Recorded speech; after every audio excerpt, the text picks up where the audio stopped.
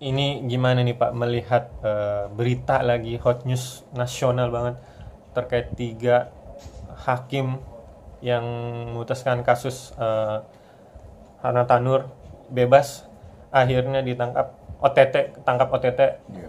Ini Bapak sebagai praktisi hukum yang senior yang sudah malang melintang menghadapi atau menangani klien-klien yang bermasalah berkasus, melihatnya gimana Pak? Miris gak sih Pak akhirnya disuap oleh Seru ya, seru dan serem. Ini bukan miris lagi, ini luar biasa mirisnya dan sangat mengagetkan. Di luar nalar yang sehat. Sungguh sangat mengecewakan keadaannya seperti ini. Haru dan sedih. Nggak nyangka loh, bahwa selama ini yang diperdebatkan orang, yang dibantah oleh banyak pejabat, tidak ada tuh mafia hukum, ternyata faktanya ada. Realitasnya ada.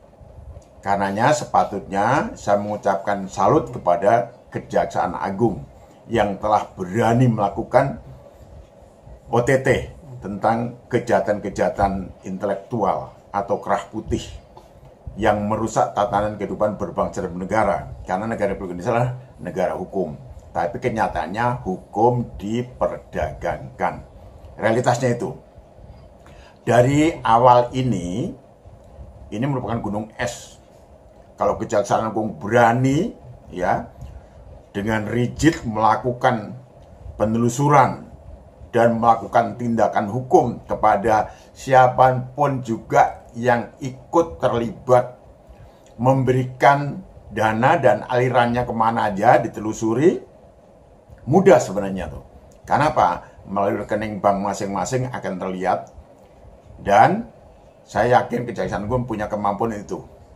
Pak Jaksa Agung, salam hormat ya dari kami, advokat dan DPP Ferrari Federasi Advokat Indonesia atas kinerjanya yang luar biasa. Lanjutkan, dan saya bangga untuk perbuatan seperti ini. Sekarang dari sisi hasil OTT yang ternyata akhir saya membaca adanya uang yang ditemukan 920 miliar dari satu orang mantan pejabat Mahkamah Agung. 51 logam mulia, luar biasa. Dan diakui bahwa itu dilakukan dari 10 tahun yang lalu, dari mengurus-mengurus perkara seperti itu. Hebat sekali ya. Kalah advokat, kalah model kelihan dan kepiawaian yang dilakukan mantan pejabat Mahkamah Agung tersebut. Luar biasa. Dan nyata utuh ada. Karenanya Pak Jaksa Agung terus lakukan pembongkaran ini sampai sedalam-dalamnya, sampai tuntas.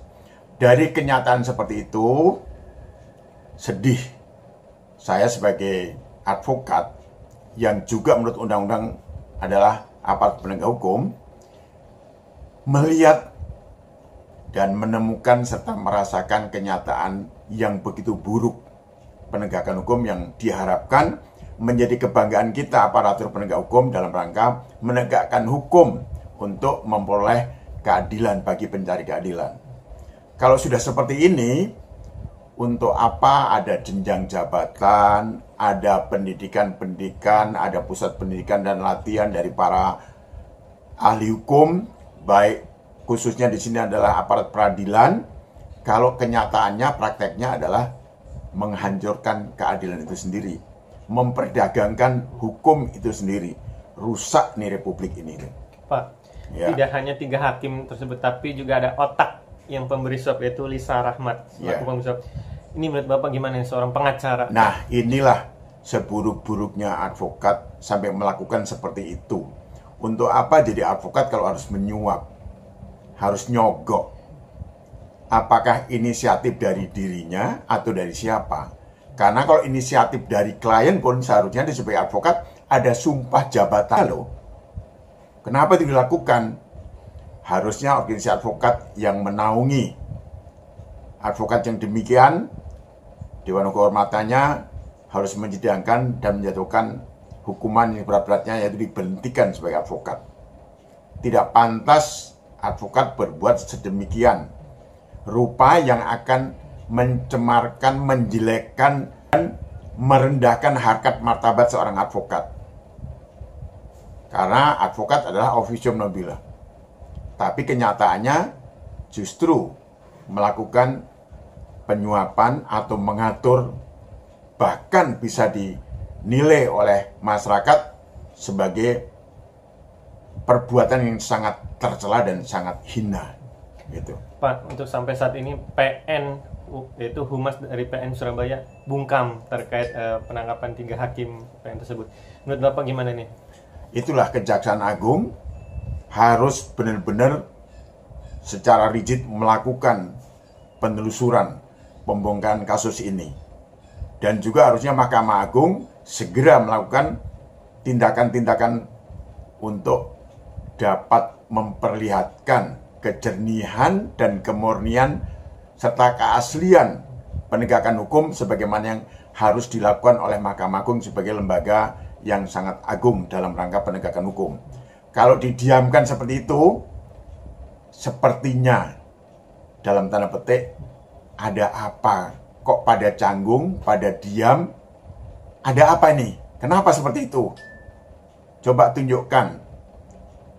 tunjukkan bahwa hakim sebagai wakil Tuhan itu selalu bersikap adil, tidak lain dan tidak bukan. Karena kewajiban itu yang ada dalam dirinya.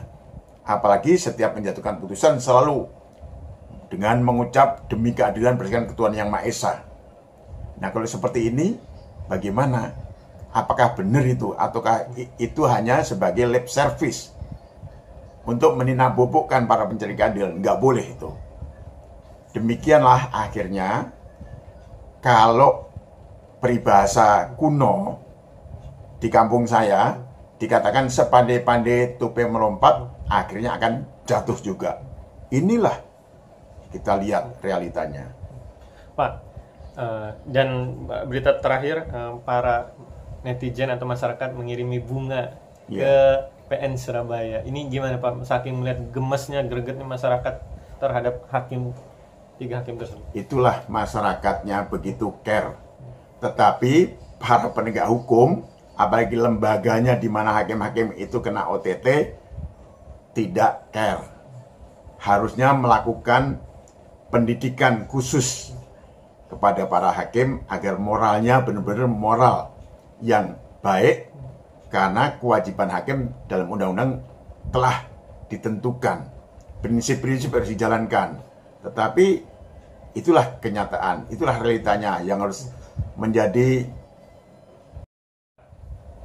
Terakhir, Ya. di saat teman-temannya itu para hakim ingin minta naik gaji selama 12 tahun karena tidak pernah naik gaji, tapi akhirnya kemarin banget ada berita news yang 3 hakim tertangkap OTT menerima suap. Ini miris gak sih Pak, saat teman-temannya berjuang untuk naik gaji, tapi dia sendiri malah menerima suap, sedangkan Pak Prabowo sudah janji untuk menaikkan gaji. Terakhir. Inilah serunya, begitulah. Baru kali ini sepanjang Republik berdiri, ada hakim-hakim di seluruh Republik ini melakukan aksi cuti bersama. Kalau bahasa luaran sih ya aksi mogok lah kira-kira seperti itu. Walaupun bahasa hukumnya cuti bersama karena haknya mereka. Tetapi yang dilakukan apa? Minta naik gaji. Wakil Tuhan loh. Wakil Tuhan minta naik gaji. Inilah yang anehnya seperti itulah gitu. Dan ternyata di satu sisi, wow, baru pejabat loh itu.